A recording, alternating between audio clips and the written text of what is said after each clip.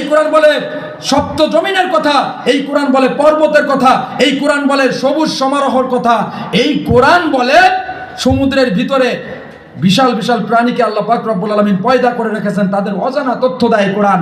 এই কোরআন বলে মাটির নিচেতে ভলকানো আগ্নেয়গিরি সৃষ্টি করে রেখেছেন, এটাকে আগুন, এই আগুন সম্পর্কে তথ্য দেয়।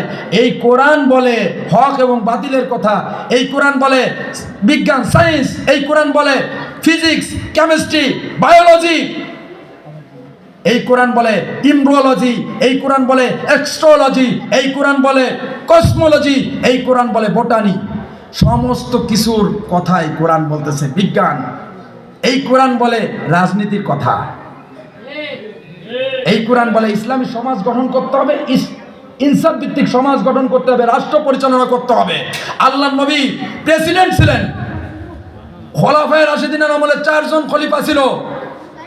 হযরতে আবু বকর সিদ্দিক রাদিয়াল্লাহু তাআলা আনহু তিনি ছিলেন বাদশা, হযরতে ওমর রাদিয়াল্লাহু তাআলা আনহু তিনি ছিলেন বাদশা, হযরতে আলী রাদিয়াল্লাহু তাআলা আনহু, হযরতে ওসমান রাদিয়াল্লাহু তাআলা আনহু সবাই ছিলেন বাদশা। এরা খেলাফত খলিফা ছিলেন। খলিফা কথার অর্থ কি? প্রতিনিধি, মানুষের প্রতিনিধি। যেমন আপনাদের এলাকায় প্রতিনিধি আছে না, জনপ্রতিনিধি, চেয়ারম্যান, মেম্বার, এমপি, মন্ত্রী, এরকম ওনারা ছিলেন।